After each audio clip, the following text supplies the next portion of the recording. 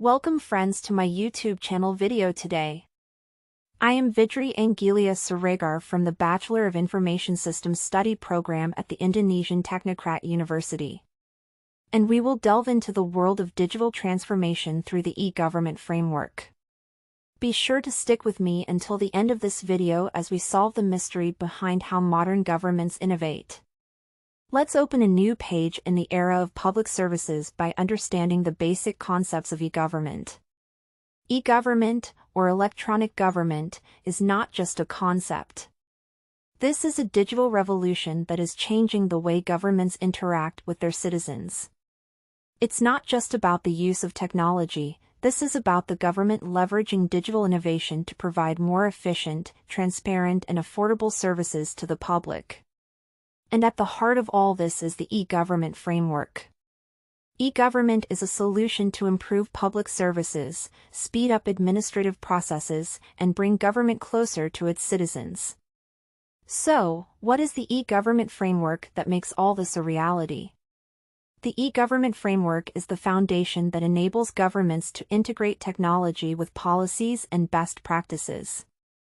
It covers all aspects, from policy formulation to technological infrastructure, to achieve the goal of better public services.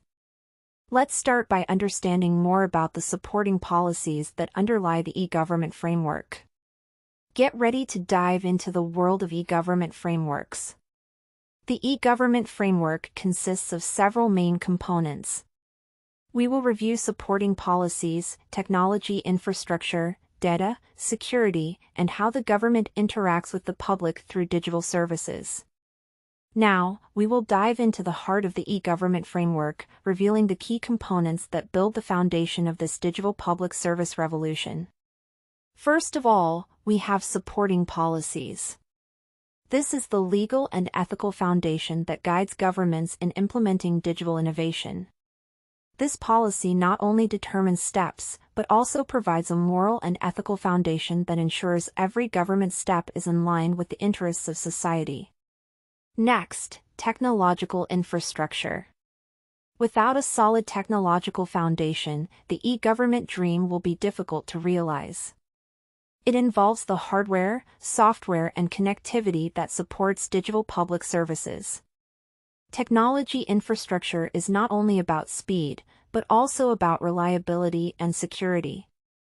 The government must ensure that its systems are not only sophisticated but also resilient to cyber threats. Third, data. This is a valuable asset for the government in serving citizens.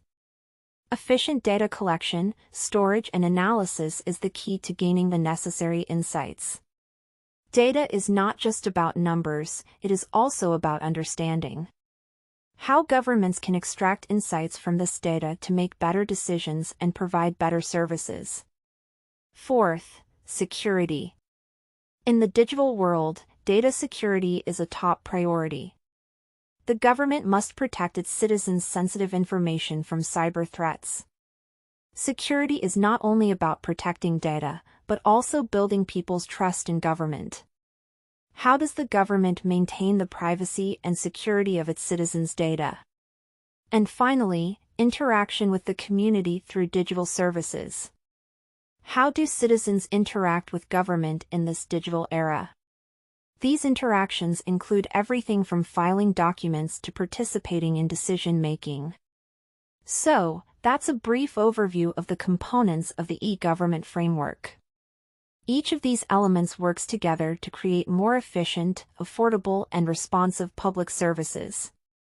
Let's detail the first step in the e-government framework, namely supporting policies. As a strong foundation, this policy provides the necessary direction and guidance for the digital transformation of government. We must understand that supporting policies are not just about rules and regulations. It creates a legal and ethical framework that guides the entire e-government journey.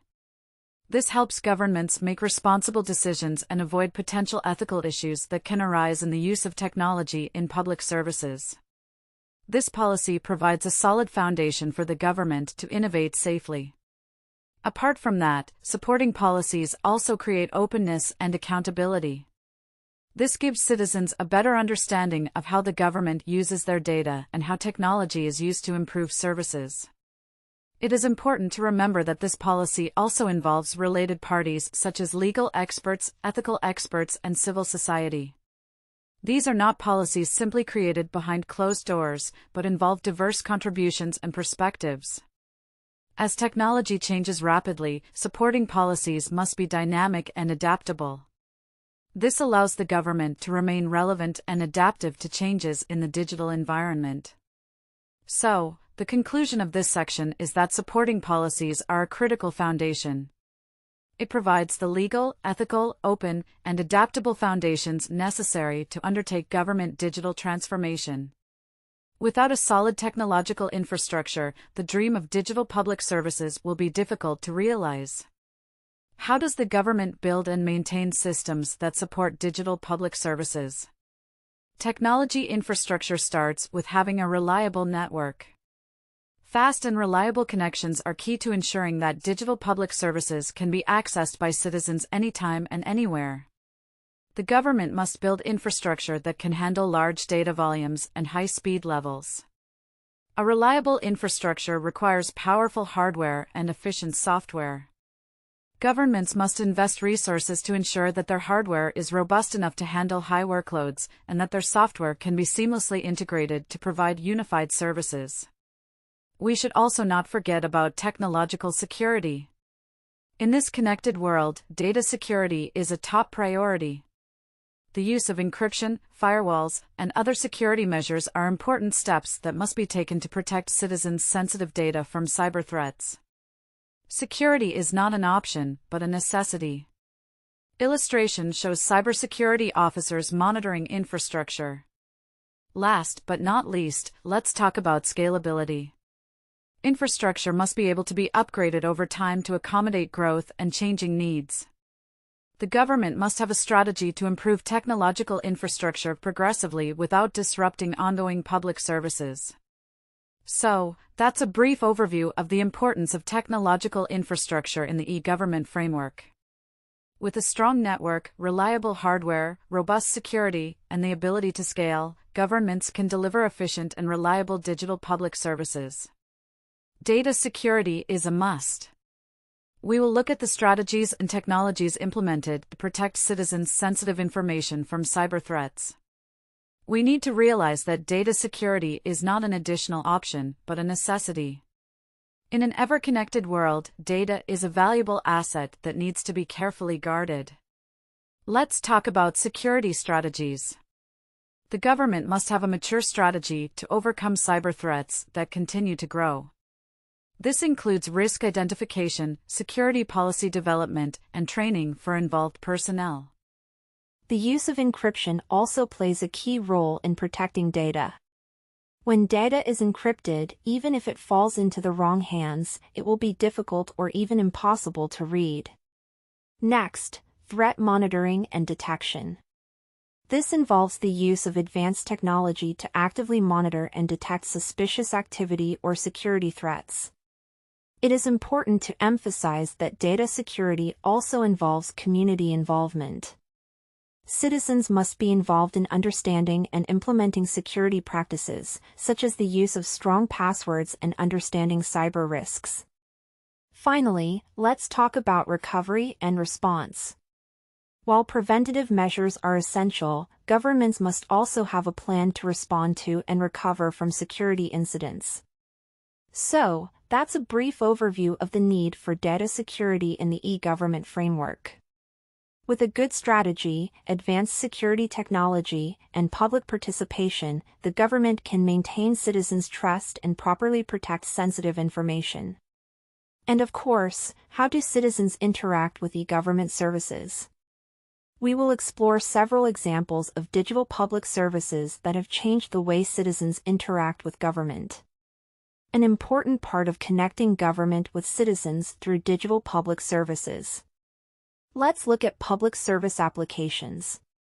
Citizens can now access various government services easily through applications on their smartphones. This includes paying taxes, filing documents, and even getting real-time public information. Efficient interaction also occurs through online public service portals. Citizens can access this portal via any device with an internet connection. This opens the door to community participation in decision-making and providing feedback on government services. Not only that, automated chatbot services have changed the way citizens get information. Quickly and efficiently, chatbots can answer common questions and provide help in multiple languages. In addition, participation in decision-making. Through digital platforms, citizens can share their opinions on government policies, provide feedback, and even get involved in the decision-making process. This opens the door to a more inclusive and responsive government. Last, but not least, is information transparency. Citizens have the right to know how decisions are made and how public funds are used. Infographics, reports, and open data all contribute to this transparency. So, here is a brief overview of how interaction with citizens through e-government services can change the way citizens relate to government. With easy access, greater participation, and increased transparency, we are entering an era where government is closer to its citizens. Thank you for exploring the e-government framework with me. This transformation is not just about technology, but about empowering communities and increasing government efficiency.